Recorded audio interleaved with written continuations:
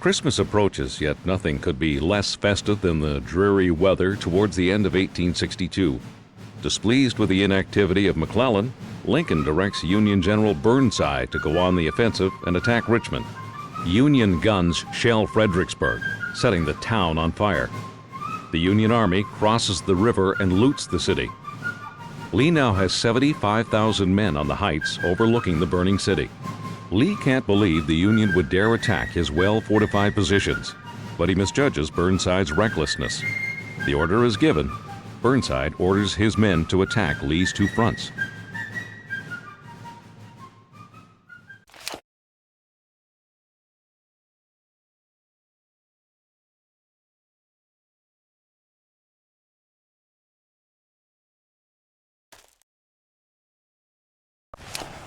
We hold that bridge, soldiers, or we won't be going home for Christmas.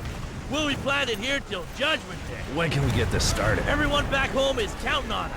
Now move! The Rebs have their reinforcements. We got no... Follow me or die where you stand. Don't forget me. You can still fight. Move!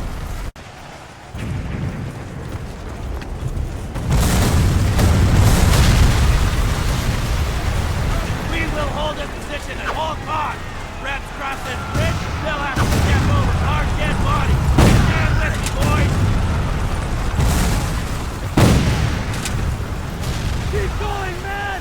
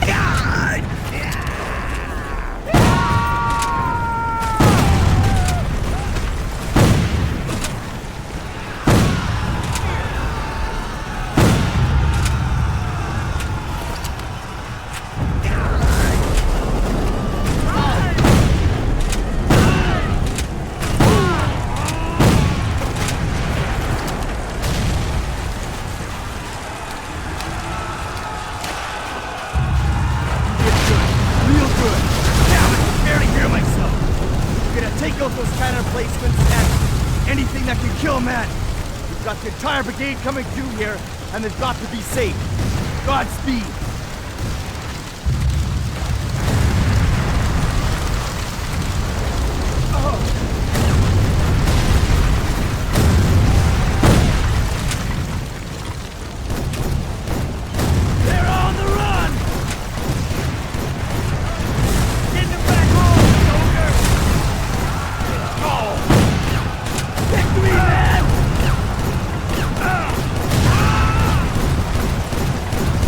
Get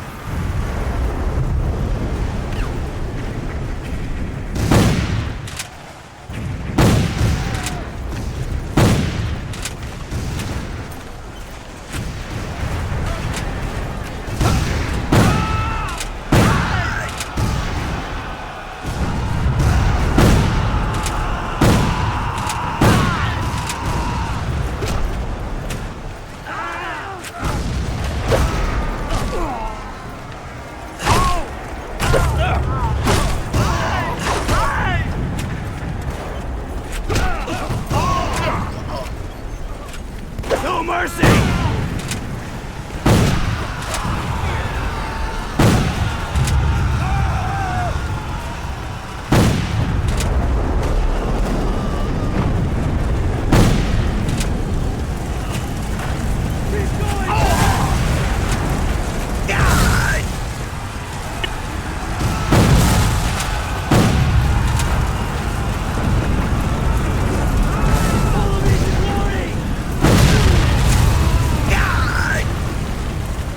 Take out the Gatling, then rip down their flag!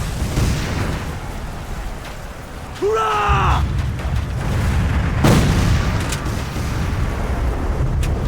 Send them back home, soldiers! No mercy!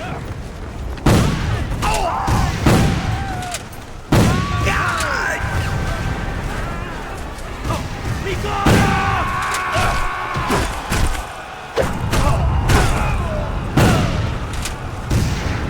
We got him!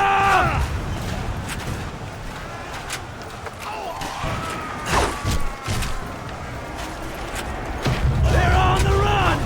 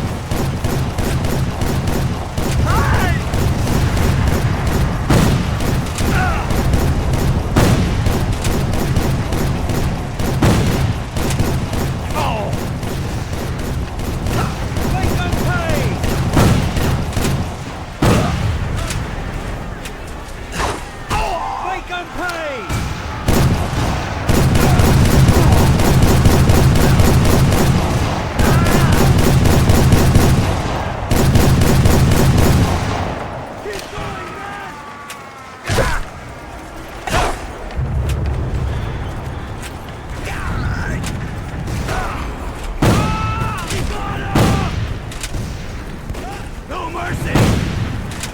Follow me to glory! Downhill, boys! Keep going, man! This is for Punk Robin!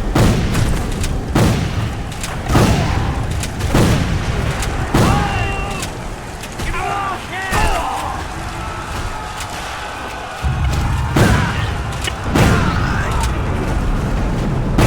They're on the run!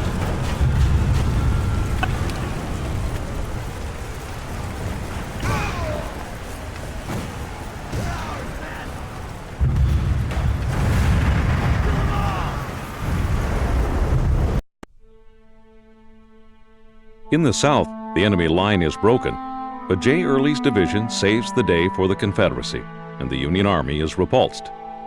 In the north, brigade after brigade attacks Mary's Heights, the bluffs overlooking the looted city.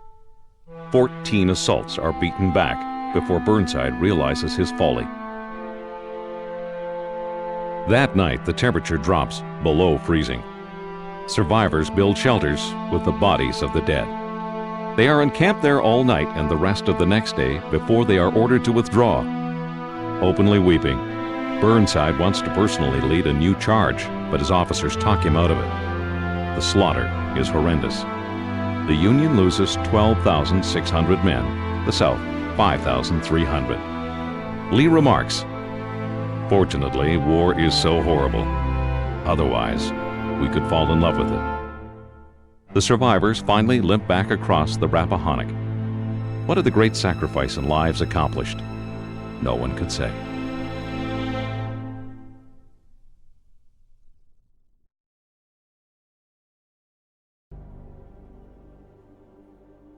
July 1863.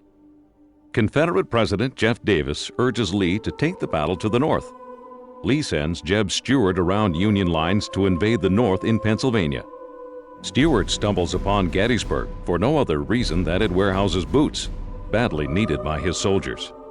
Union generals Buford and Meade both converge on the rural Pennsylvania town. In no time at all, a ferocious battle begins. On the second day of fighting, in spite of the advice of his generals, Lee starts to attack the enemy's flanks at Little Round Top. The Federals must hold this position, or their entire line will be exposed to the Southern attack.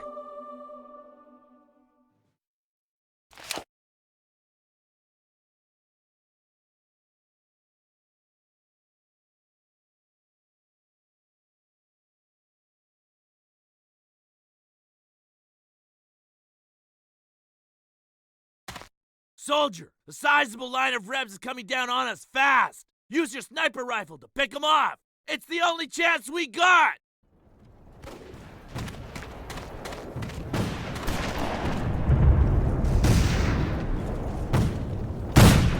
Make 'em pay! No mercy!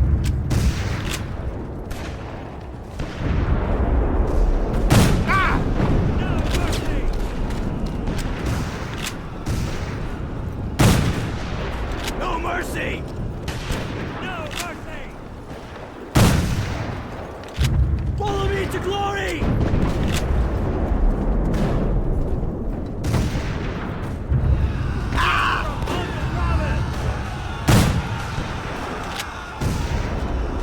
They're ours, man! For the general, boys! No mercy!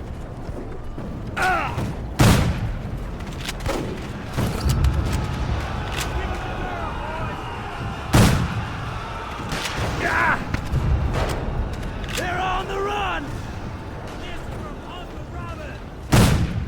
Hurrah! Show 'em hell, boys! Victory, man! For the Confederacy!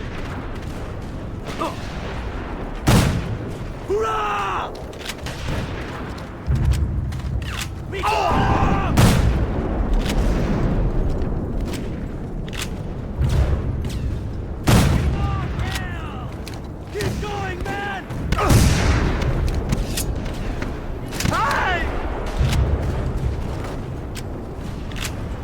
Follow me to glory! Give him the barrel, boys!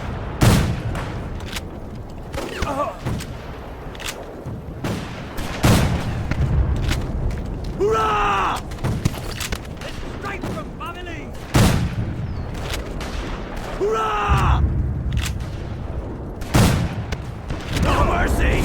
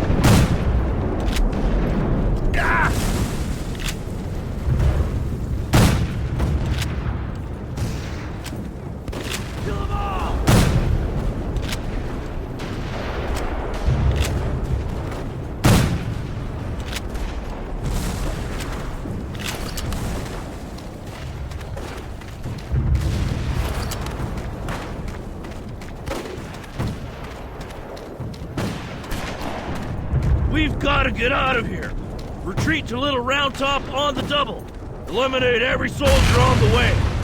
Jeez, Move it now or die where you stand!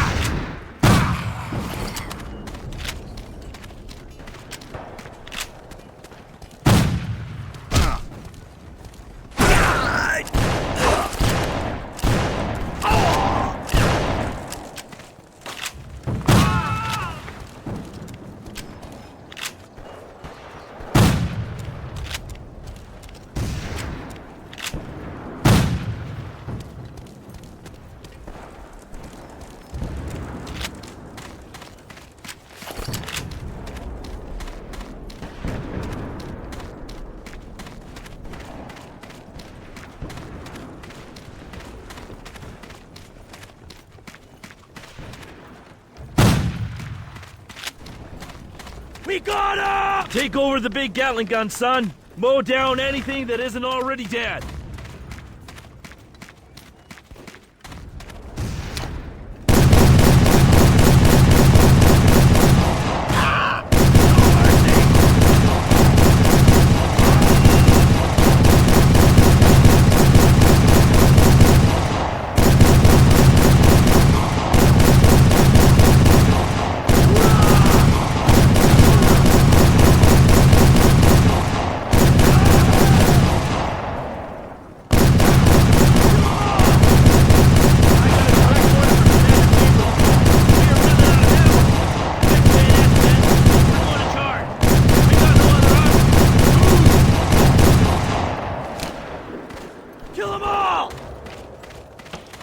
Follow me! They're on the run!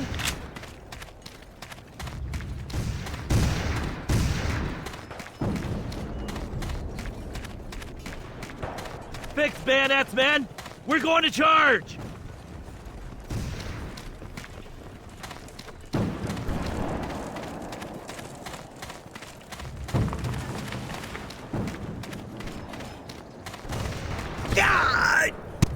This is strike for family!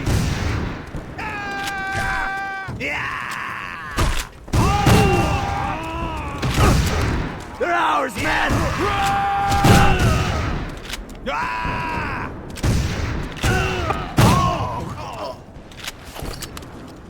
Kill them all!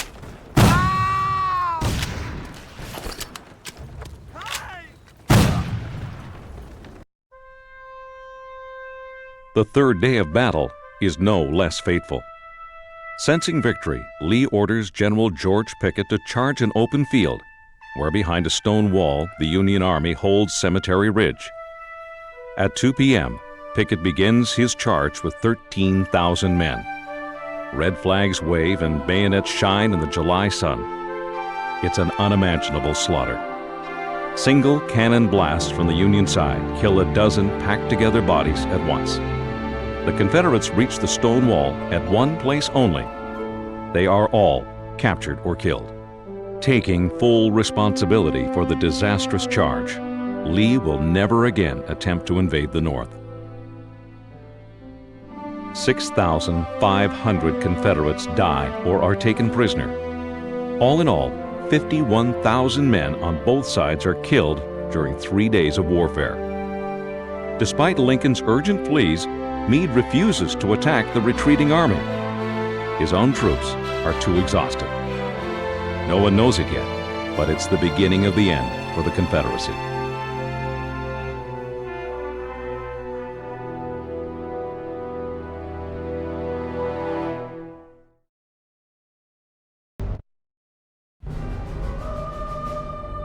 In late November of 1863, the Western theater of war is not going well for the Union. After a crushing defeat at Chickamauga Creek, the North withdraws back to Chattanooga. Remarking that General Rosecrans looks stunned and confused like a duck hit on the head, Lincoln replaces him with Ulysses S. Grant. Southerners hold 3 key positions overlooking the city. General Hooker attacks the South's left flank, Sherman the right. Losing his way in the mist, Sherman charges in the wrong direction. Along with Sheridan, Grant orders the hero of Chickamauga, George Henry Thomas, to assault the center of the rebel stronghold. It's a bold but dangerous decision.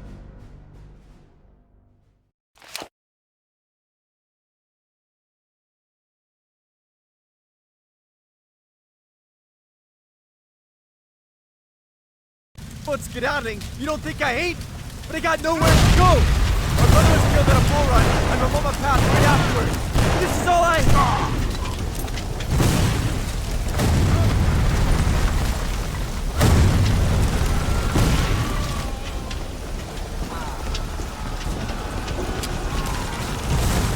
For the general, boys! They're on the run!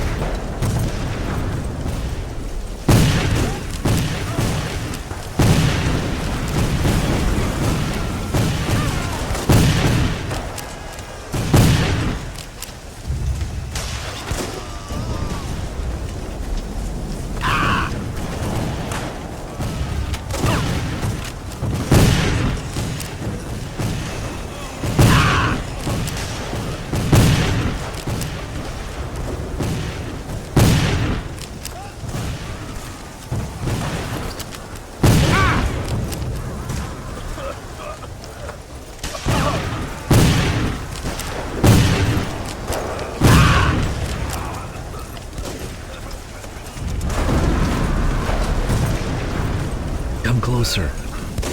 There's a weak spot. Enemy lines. Take the news to the commander north of here.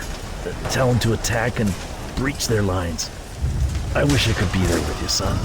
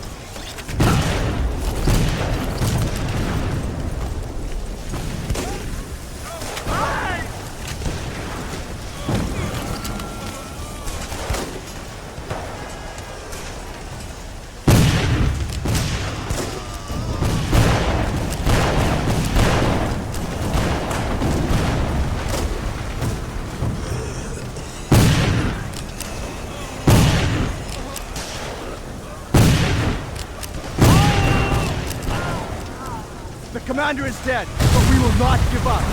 Join us for this final assault. We will send them back to Richmond. Ben, prepare to fight! They're falling back!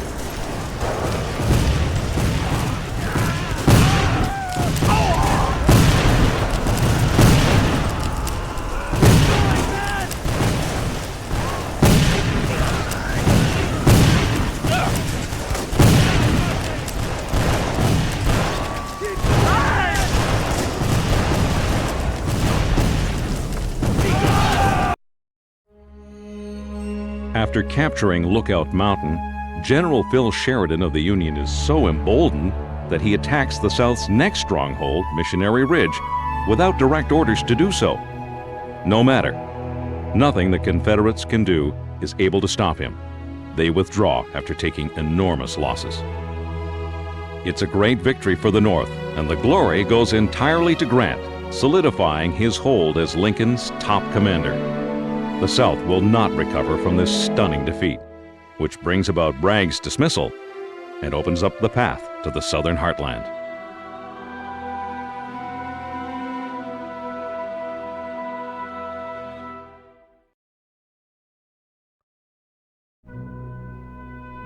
At the north of the Cape Fear River, the Confederacy in the early days of the war took control of a spit of land in North Carolina.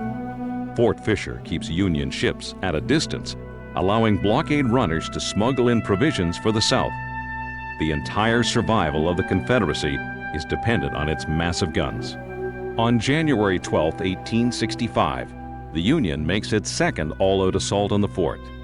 For 2.5 days, the Federal Armada bombards Fort Fisher relentlessly by both sea and land. After the massive bombardment, more than 3,300 infantry and Marines assault the stronghold on two sides.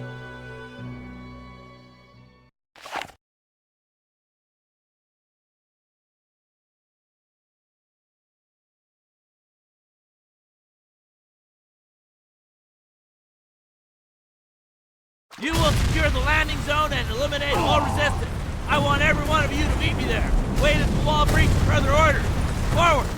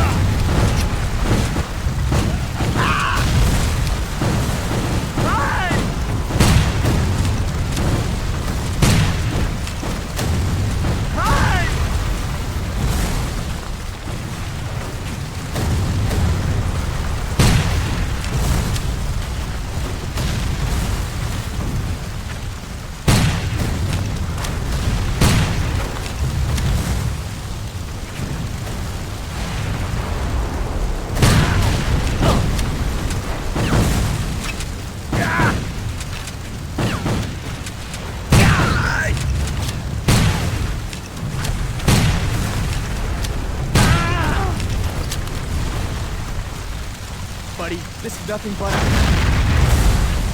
Faces are ahead of fire. Real assault coming from the swamps. We go along the main defense wall. Come on!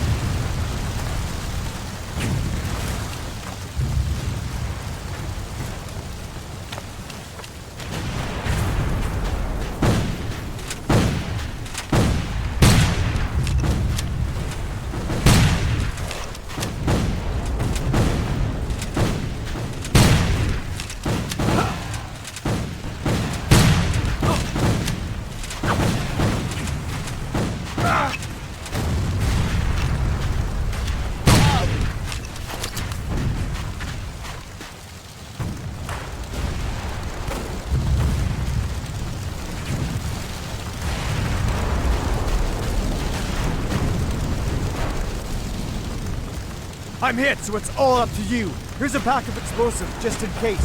Blow that cannon in placement, or our assault is in jeopardy. Don't let me down, soldier.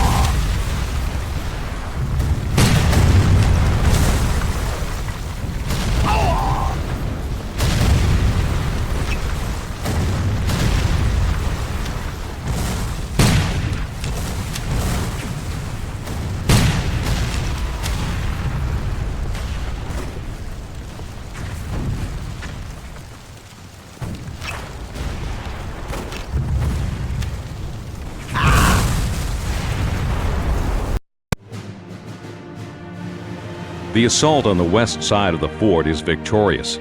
After several hours of horrendous hand-to-hand combat, the rebels call it quits, with only a small contingent retreating to Fort Buchanan.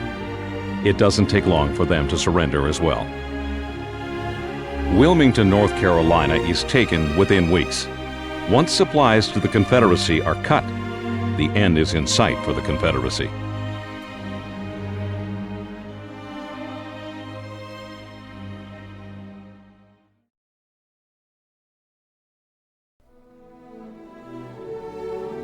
In the spring of 1865, as Southern forces suffer large casualties and a draining of supplies and resources, General James Wilson hopes to deliver a knockout blow in Selma. His plan is to capture and destroy the large Confederate arsenal there and draw away Nathan Bedford Forrest from Mobile. Major General Forrest is the war's most daring and colorful commander. No man is more feared by the North, except perhaps Robert E. Lee himself. Forrest gathers his forces to defend Selma. On April 1st, Wilson's advance guard meets Forrest's forward line at Ebenezer Church on the crossroads before the city. An intense standoff takes place at the outer works of the city.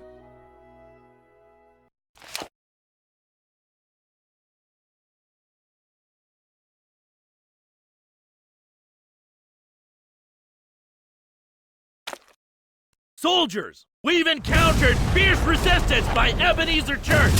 You will eliminate that threat at once!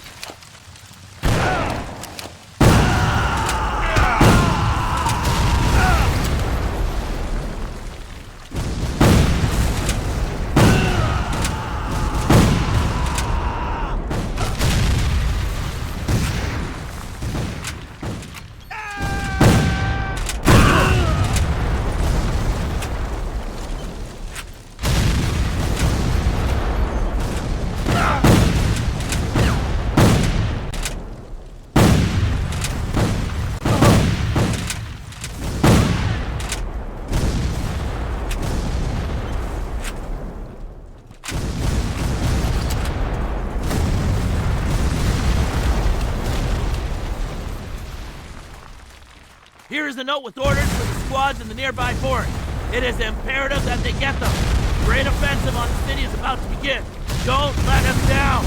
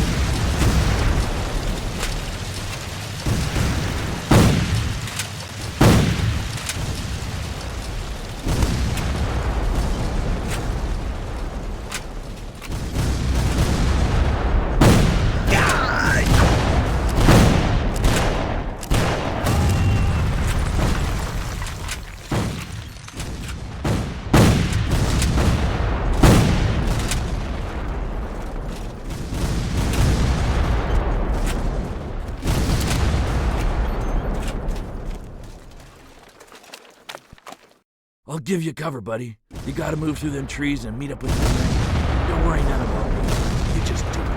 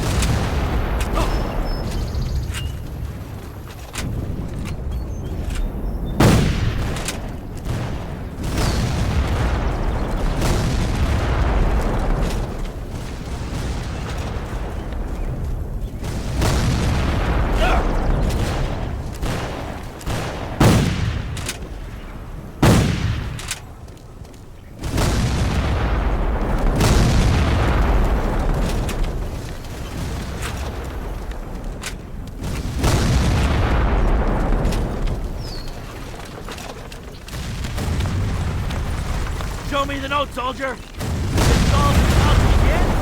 Very well. My men should already be in the city doing their work. That's it. Prepare yourselves, men. We have destroyed their warehouse. This means no ammo or weapons anymore. Victory's ours. Attack!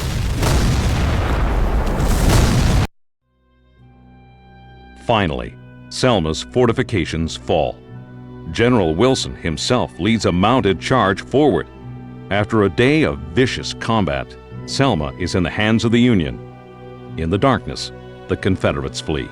Badly wounded, General Forrest barely escapes by swimming across the Alabama River. Even Nathan Forrest cannot stop the inevitable. With their main manufacturing centers of Atlanta now captured and Richmond in its last throes, Confederate soldiers worry more about feeding themselves than making war.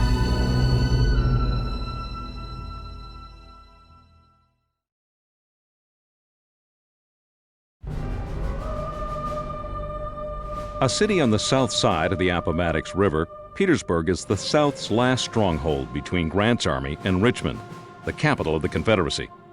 In June of 1864, the Federals attack. Lee knows he cannot ultimately win, but has no choice but to defend the city. A long siege begins. Union forces lay siege for 9 long months. The Confederates build massive entrenchments to beat off the superior Northern forces. On April 2, 1865, Federals make a breakthrough into the city. In Petersburg, everything burns, and every street captured must be paid for in blood. Finally, the Union makes its way towards the last point of Confederate resistance.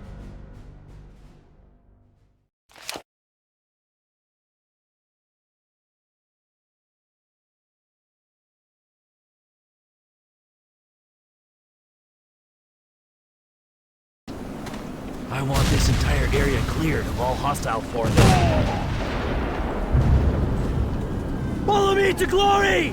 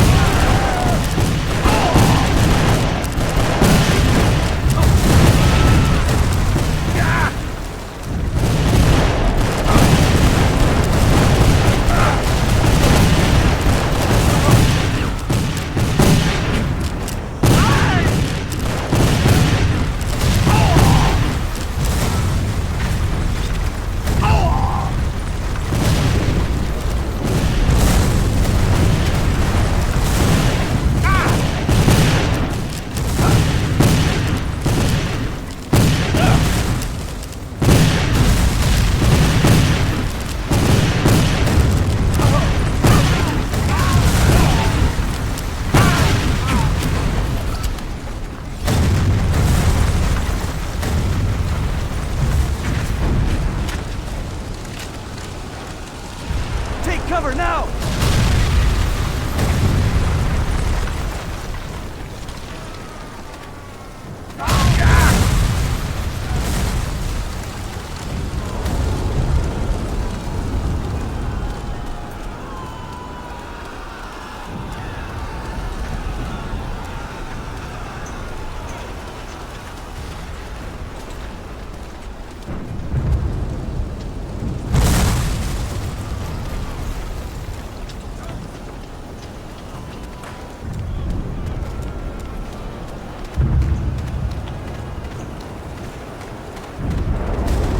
I don't know about you, but I want to be the one to tear down that rebel flag. We'll see who gets the glory of putting up the Stars and Stripes today.